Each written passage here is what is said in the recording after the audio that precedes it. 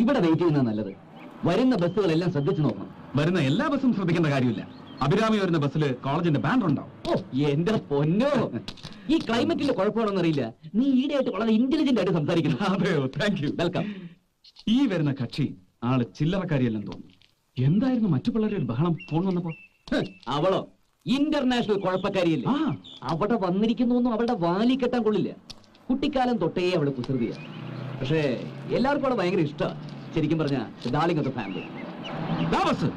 Saint Philomena's college. Hello, stop. Ravichandran here.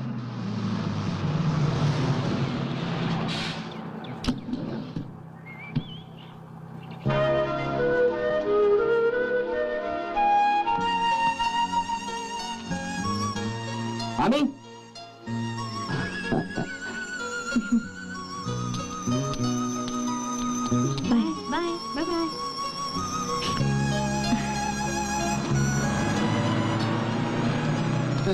എന്താടി ആകെ കോലം കിട്ടു പോയല്ലോ. എന്ത് ടൂറായിരുന്നു? ചുമ്മാ എക്സ്കർഷനോ അതോ study tour? Aami, meet mister Dennis, my friend, my partner. പോവാം.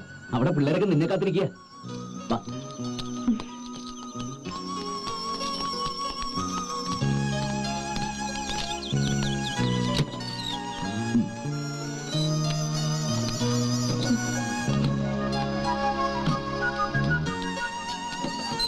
എത്ര ദിവസത്തേക്ക് ഈ സ്ഥലത്ത്? വെക്കേഷൻ കഴിയുന്നത് വരെ. അതാ മുത്തശ്ശന്റെ പ്ലാൻ. എനിക്ക് വരാൻ തീരെ ഇഷ്ടമില്ലായിരുന്നു. മുത്തശ്ശന്റെ നിർബന്ധ. വെക്കേഷൻ കഴിയാണെന്ന് ഞാൻ നിൽക്കില്ല. ഞാൻ വേഗം തിരിച്ചു പോകും. അതൊക്കെ അവിടെ ചെന്നിട്ട് തീരുമാനിക്കാം. അവിടെ എത്തിക്കഴിയുമ്പോൾ നീ ഇനി തിരിച്ചു പോകുന്നില്ല എന്ന് പറയും. അത്രയ്ക്ക് ബ്യൂട്ടിഫുൾ അപ്പത്തിലായിരുന്നു. പോവാ.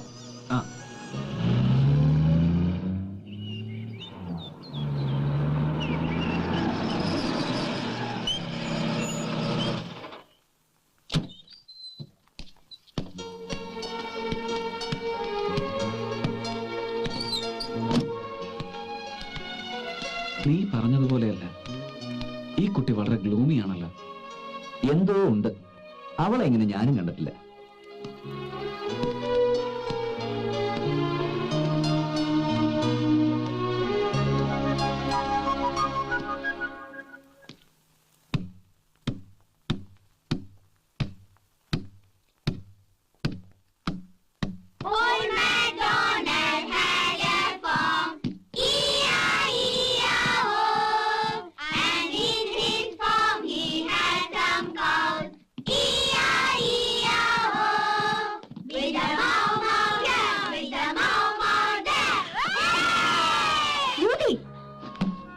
എന്താ എല്ലാവർക്കും എന്തിനാ ബഹളം? ആമി, ഞങ്ങളൊക്കെ ആങ്ഷ്യസ് ആയിട്ട് വെയിറ്റ് ചെയ്യായിരുന്നു നിന്നെ. വൈ? ആര് പറഞ്ഞത്ര ആങ്ഷ്യസ് ആവാൻ? എവിടെ ബെഡ്റൂം? മോളിലാ.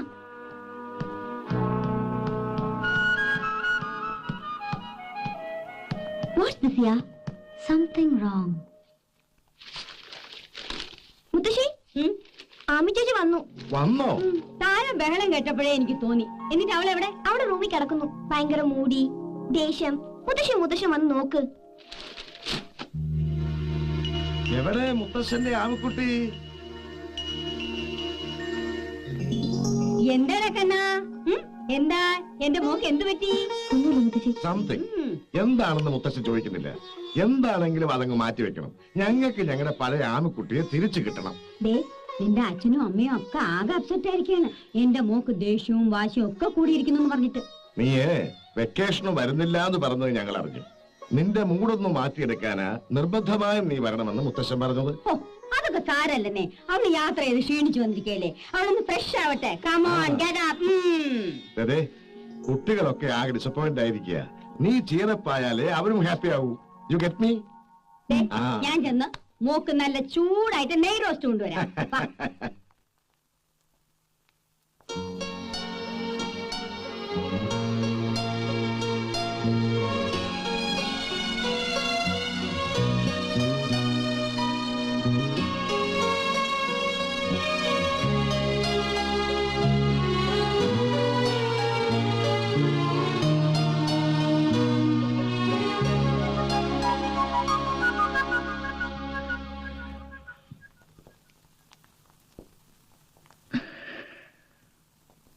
ആമി, ഇത്ര പോസ് വേണ്ടട്ടോ ആമി. നീ വരുന്നെന്ന് പറഞ്ഞ് ഫോൺ ചെയ്തപ്പോ കാണണമായിരുന്നു ഇവിടുത്തെ ഒരു ബഹളം. ഞങ്ങൾ ഒന്ന് ഡിസൈഡ് ചെയ്തു തിരിച്ചു പോവുക. മതി, വെക്കേഷൻ നീ വരുന്നുണ്ടെന്ന് അറിഞ്ഞുകൊണ്ട് മാത്രാ ഞാൻ വരാന്ന് വെച്ചത്. മേമയുടെ കുട്ടികൾ എല്ലാരും ബോംബെക്ക് വിളിച്ചു. പോവായിരുന്നു ഇപ്പൊ ആലോചിക്കുമ്പോ. ബോംബെക്ക് മേമയുടെ കുട്ടിയോടോ? നീ ആരാടിയാ? പോകോ തിരിച്ചു പോലേ?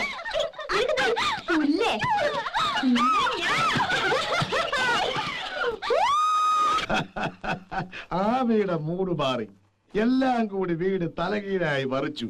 ഭാഗ്യം ചെയ്തവരാ നമ്മൾ. ഈ കുട്ടികളുടെ കളിയും ചിരിയും കണ്ണടയ്ക്കുന്നവരെ കാണാൻ സാധിക്കണേ എന്റെ ഗുരുവായൂരപ്പാ. ഒരു പ്രാർത്ഥന, ഒരാഗ്രഹം, അത്രേ ബാക്കിയുള്ളൂ. രവിയുടെ വിവാഹം. നിന്റെ ഒരു കണക്കുകൂട്ടലിൽ അവൻ ആരെയാവും ഇഷ്ടമാവുക? ഒന്നിനൊന്ന് മിടുക്കികളല്ലേ 5 പേരും. ആരായാലും നമുക്ക് ഒരുപോലെയല്ലേ.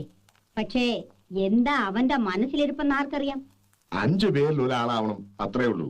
അങ്ങനെ വന്നാലേ എന്റെ bank balance, shares, personal properties ഇതെല്ലാം ഞാൻ അവർ കൊടുക്കൂ. പുറത്തൊരു വീട്ടിൽ നിന്ന് ഏതെങ്കിലും ഒരു പെൺകുട്ടിയെ കൊണ്ടുവന്നിട്ട് ഇതാണ് എന്റെ ഭാര്യ എന്ന് പറഞ്ഞാൽ ഒരു സിംഗിൾ പൈ ഞാൻ അവന് കൊടുക്കില്ല. അതിപ്പോ അവൻ അറിയണ്ടേ നിങ്ങളുടെ മനസ്സിൽ ഇങ്ങനെ ഒരു ഐഡിയ ഉണ്ടെന്ന്? അറിയരുത്. ഈ വെക്കേഷൻ കഴിഞ്ഞ് തിരിച്ചു പോകുന്നതിനുള്ളിൽ അവൻ ഏതെങ്കിലും ഒരു മുറപ്പെടിനോട് ഇഷ്ടം തോന്നട്ടെ. അങ്ങനെ വന്നാൽ ഇത് നാച്ചുറൽ ആകൂ. അതുവരെ ഇത് സീക്രട്ട് ആയിട്ടിരിക്കട്ടെ. അതൊക്കെ ഞാൻ കുളമാക്കി തരാം കേണൽ CR മേനോൻ. ഓ, അപ്പൊ ഇതാണ് മുത്തുവിന്റെയും മുത്തിയുടെയും പ്ലാൻ. എടി ഭയങ്കരി, നീ ഇതിനടിയിൽ ഒളിച്ചിരിക്കുകയായിരുന്നു. സകല പ്ലാനും പൊട്ടി. ഇവൾ അറിഞ്ഞ നാട് മുഴുവനും പാട്ടാവും. അപ്പൊ ഇതിനാണ് പേരക്കുട്ടികളെ എഴുന്നള്ളിച്ച് രണ്ടും കൂടി ഇങ്ങോട്ട് ഇറങ്ങിയത്. Not bad. അമി, നീ ഇവിടെ കേട്ടത് എങ്ങാനും പുറത്തുപോയി പറഞ്ഞ പിന്നെ ഈ മുത്തശ്ശൻ മിണ്ടൂല. ഷുവറാ. I don't care. എനിക്ക് ഒരു രഹസ്യം സൂക്ഷിച്ചു വെക്കാനാവില്ല മുത്തു. ഈ നെഞ്ചിനകത്ത് ഒരു സഫോക്കേഷൻ ഫീൽ ചെയ്യും. ഞാനിന്ന് പോയിട്ടേ ആ പെമ്പിള്ളേരോടും രവിയോടും പറഞ്ഞിട്ട് വരാം. മുത്തശ്ശന്റെ പൊന്നു മോളല്ലേ. എന്ത് തരും? എന്ത് തരാൻ? ഒരു 1000 rupees. Black mailing. യെസ്. ആ 1000 മണീസ് കിട്ടിയാൽ ഞാൻ എന്റെ നെഞ്ചിലെ സഫോക്കേഷൻ അങ്ങ് സഹിക്കും. ദേ, അതങ്ങ് കൊടുക്കുന്നതായിരിക്കും നല്ലത്. എന്നെ ഒന്നും വേണ്ട മുത്തു. ദേ, പണം വാങ്ങിയിട്ട് കാല് മാറിയാ ഐ ട്രൈ മാറാതിരിക്കാൻ. പിന്നെ നല്ല ഹോം മെയ്ഡ് വൈൻ കാണുമല്ലോ കയ്യില്. ഒരു പെഗ് തരുമോ? ആണായിട്ട് ജനിക്കേണ്ടതായിരുന്നു. അവള് നമ്മുടെ ചുണക്കുട്ടനല്ലേ. എന്റെ പൊന്നു ലോറൻസ്, നീ ഇതുകൊണ്ട് പോ. അതല്ലെന്നേ, ഞാൻ പലിശ കാണുമ്പോ നിന്റെ മുതലാളിയുടെ ചൊറിച്ചിൽ കുറയും. എന്റെ സാറേ ശരിയാകുകയല്ല. നീ പോ ലോറൻസേ. മുതല് തിരിച്ചു കിട്ടാതെ പുള്ളിക്കാരൻ അടക്കത്തില്ല സാറേ. ഇങ്ങോട്ട് കയറി വന്നുകളി. ചില നേരത്തെ അയാളുടെ സ്വഭാവം മഹാപിഴയാ. എടോ, സിറ്റുവേഷൻ മഹാമോശമാ. കാശ് കയ്യിൽ വെച്ചിട്ട് തരാത്തൊന്നുമല്ലല്ലോ. ബാങ്കുകാർ ഒരു വഴിക്ക് ഇറങ്ങിയിട്ടുണ്ട്. 5 ലക്ഷം രൂപയാ ആ മാനേജർ ദാസൻ പന്നി എന്നെ പറ്റിച്ച് കടന്നു കളഞ്ഞത്. കഥകളൊക്കെ നിനക്ക് അറിയാവുന്നതല്ലേ. പോയി എങ്ങനെയെങ്കിലും ഒന്ന് മാനേജ് ചെയ്യൂട്ട. മാനേജ് ചെയ്യാന്നൊക്കെ പറഞ്ഞ മാനേജ് ചെയ്യാന്ന് പറഞ്ഞ മാനേജ് ചെയ്യ, അത്ര തന്നെ. ഒരു രക്ഷയില്ലെങ്കിൽ കുറച്ച് എലിവേഷം മേടിച്ച് നീ നിന്റെ മുതലാളിക്ക് കൂടെ ബാക്കി കാശിന് നീയും പുട്ടടിച്ചോ. നീ പോലെ ഓറൻസേ. അല്ല, അതെ പന്നി. എന്റെ ദൈവമേ, ഏത് നേരത്താണാവോ നീ എന്നെ മല കയറ്റിയത്?